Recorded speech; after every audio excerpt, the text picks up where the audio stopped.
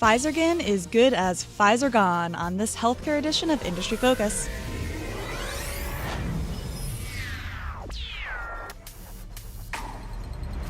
Welcome to the show. I'm your host, Christine Hargis, and it is Wednesday, April 6th. Calling in to break down this morning's big breakup news in the healthcare sector is Motley Fool contributor Todd Campbell. Todd, I don't know about you, but I have been racking my brain all morning for breakup songs. I think this is the biggest breakup since Bennifer. This might be the biggest healthcare news we've had all year so far. Pfizer likes to make the big news, don't they? They did it last fall by announcing the deal. Now they're doing it this spring by exiting it. For sure. And we have got all the details for you coming up on this episode. First, a quick shout out to the brainstorming help that I got this morning on Twitter, which, by the way, you ought to know our handle, which is at MF Industry Focus. And let's get this thing rolling. Todd, what's the quick and dirty? Well, first, did you have a favorite song? Or are you going to keep us in suspense? Do I have a favorite? You're going to hear my favorite at the very end of this episode. Okay. So I will leave you in suspense for a little bit. Excellent. Wow. Yeah, big news. It probably, I guess not unexpected. I mean, it's the biggest breakup since AbbVie exited its planned tax inversion deal with Shire back in 2014, right? So, they had hoped, obviously, to combine the two companies. I love how you called it Pfizergan. That's great. Which is, of course, Pfizer and Allergan. Yeah. So Pfizergan would have been huge. It was a $160 billion deal that would have created a company with $65 billion in sales and would have, moved, at least for tax purposes, Pfizer's headquarters overseas to Dublin, Ireland. Yeah, and that's really where the crux of this issue is. So there had always been some speculation that the U.S. government, might block this deal over antitrust concerns or over the fact that, maybe we don't want to lose all of our tax revenue from Pfizer. But I would say that Allergan investors, I don't know, there was some implication that the market might have been underpricing Allergan a little bit compared to where Pfizer had put them at with this deal, which would imply... Yeah, the arbitrage there was huge, right, Christine? Yeah, exactly. So that would imply that there was a little bit of doubt that this was going through, but the executives of both companies were very confident in their words about how they absolutely expected this to go through. And I don't think it was until overnight on Monday when investors truly heard it through the grapevine that the new U.S. Treasury regulations were going to come out and pretty much put the kibosh on this deal. Wait, Christine, did you just say that management was overly optimistic? I mean, I don't want to say overly. I was as optimistic as them, so maybe I was overly optimistic too. But really, I mean, given the guidelines that had existed, you would have thought that this deal was going through, but they completely rewrote the terms, changed the rules of the game. The goalposts got moved, absolutely. Washington doesn't want to lose their tax revenue, and I can't say that I blame them. Last fall, you saw the Treasury Department issue a bunch of new rules trying to thwart planned tax inversions. And, on Monday, they did it again, only this time they, designed it specifically to kill this deal. And sure enough, they succeeded. They dealt a death blow with a stroke of a pen. Yeah, and of course, they said that this wasn't specifically for this deal, but right. I mean, the press release itself says that they're not focused on a specific transaction, but rather a loophole within the industry. And this is a loophole that's been used quite a bit, where you get these foreign companies, quote unquote, buying up U.S. companies so that they can use the tax percentages of the foreign countries. That's actually kind of an interesting detail here, where Allergan, the smaller company, was technically buying Pfizer.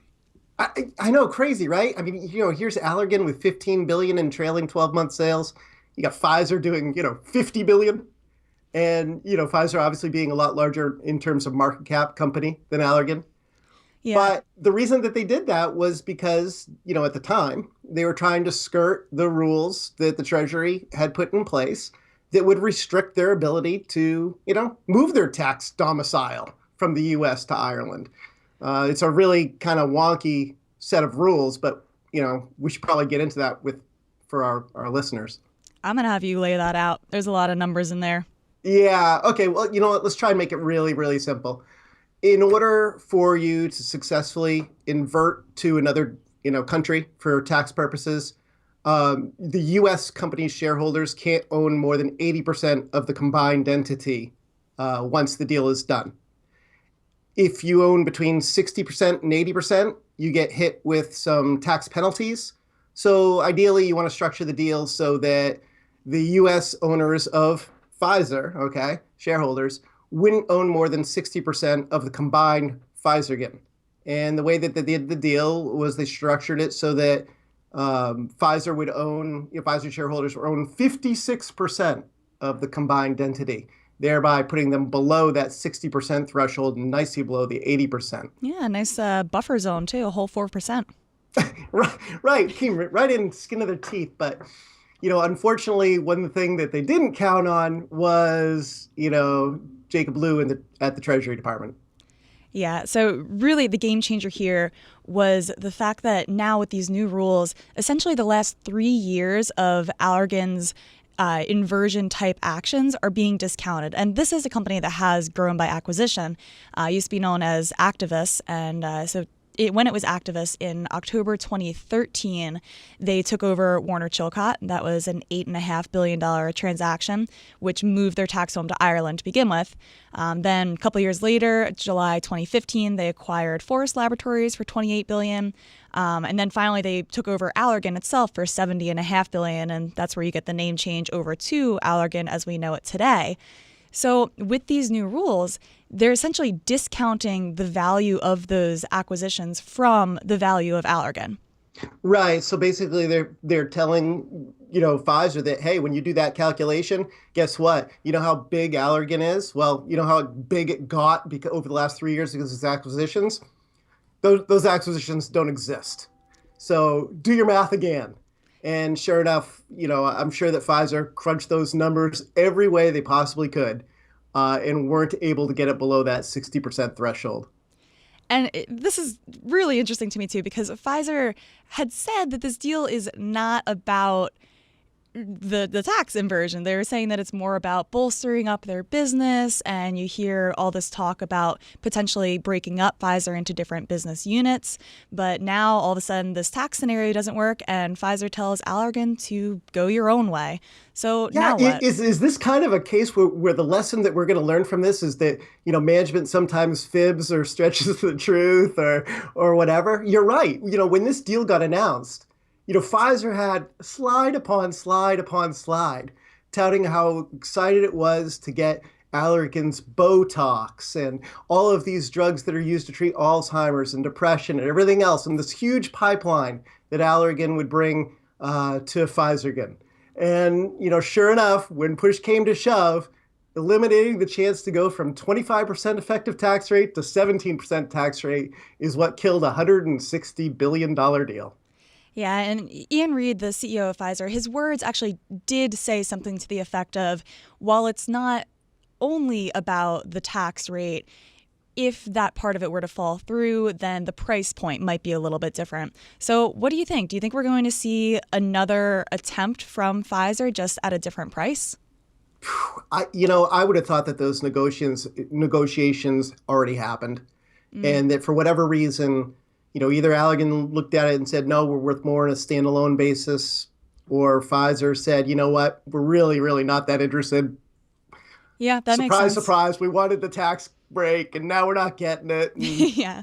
We're going to walk away now because we have an opportunity to do it, and relatively cheaply, right? I mean, usually breakup fees are in the billions of dollars. AbbVie paid Shire, I think it was $1.7 billion or $1.8 billion when they called off their tax inversion deal. And this one, Christine, was what, a rounding number? It was $150 million. Yeah, here's some walking around money. Yeah, that's pocket change. Maybe not to you and me, but for Pfizer. Yeah, I mean, for Pfizer, it is. Absolutely. I mean, you saw numbers being tossed around yesterday that were going to be, they'll get 300 or 400 million. They'll get, a billion. Who knows what they'll get. Yeah, I think I saw up to $1.5 billion. Yeah. And it basically said, tell you what, we know you racked up a lot of legal fees. We'll pay for your legal fees. Yeah, and then that's where you get that 150 million, which is really not a whole lot of money. So Pfizer has already tried to do a tax inversion deal in the past with AstraZeneca, and that failed. And now you have this Allergan deal, which also has failed. Do you think there's any sense of, never mind, I'll find someone like you, and that they might look to another acquisition, or either for tax reasons or otherwise? It would have to be a really big company now, I think, based on these rules. I mean, could they tie up with somebody like a Glaxo? Let's start some rumors, right? Could they tie up with a Glaxo? Could they go back to AstraZeneca again and say, hey, how about us now? How do you like us now? Sure, anything's possible. Pfizer has arguably one of the best balance sheets in pharma. I mean, they're sitting on an absolute mountain of cash, and that cash is just getting bigger and bigger every quarter. So I don't know. I mean, they've got enough things going on where I think that, the corner is turned for them and they can continue to grow over the next few years. They've got new drugs that are coming out. They're selling pretty quickly. The drag in sales from losing Lipitor's patent protection, that's pretty much come to an end. They've cut a lot of costs. And you know what? Investors could get, a nice big windfall in the form of extra buybacks or a hike in the dividend. Or, Pfizer may decide, hey, you know what? You guys have wanted us to split off our generics business or our existing products business for a while. Maybe we'll spin that out. Yeah, that's definitely the thing to watch next with Pfizer, is whether they do split into two distinct business units, the one being the one that you just mentioned, which is global established pharmaceuticals, and the other one is innovative products.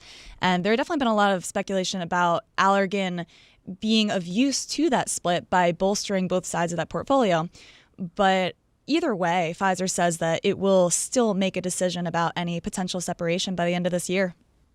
Yeah, stay tuned. It'll be good. I'm sure that they will be in the news some more from here on out, right? Absolutely. Pfizer likes to surprise us with big news, so I wouldn't count Reed out.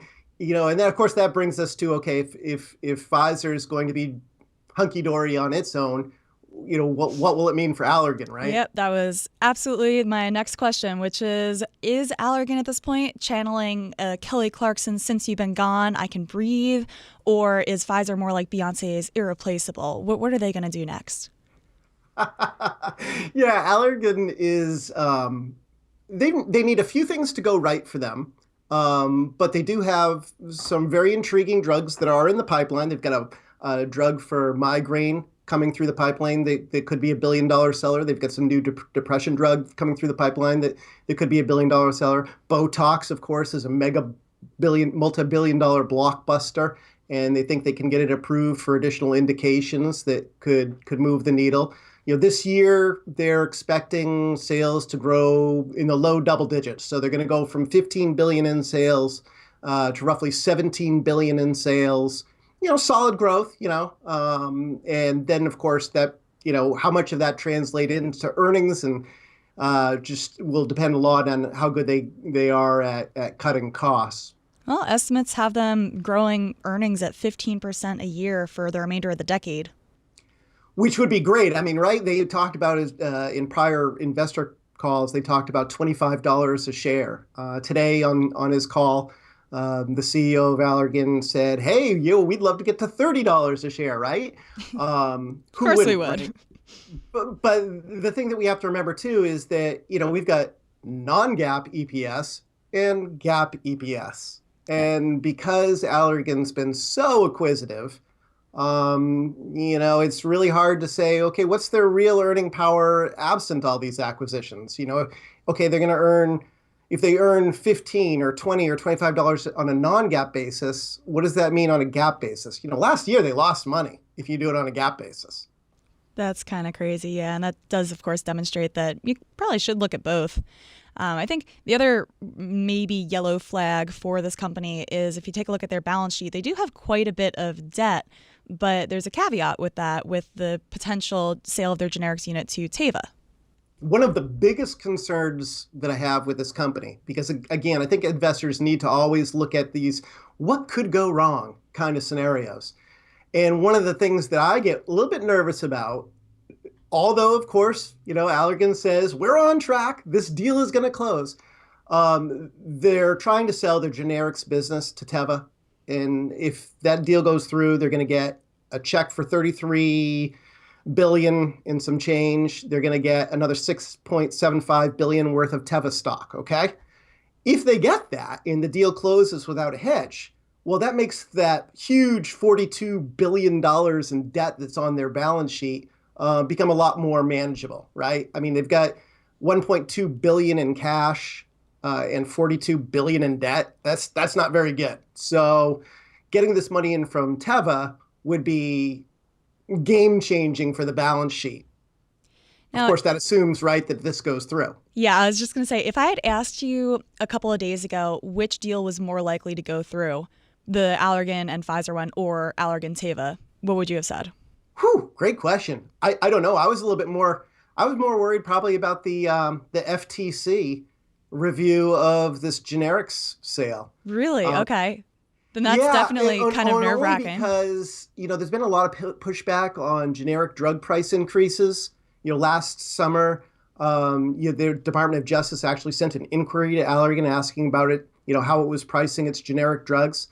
And other generic drug makers have received similar subpoenas. So, they're very concerned about the chance for monopolies in generic drug industry with that backdrop. What could happen with generic drug prices? So that probably does a lot to explain Allergan's current share price.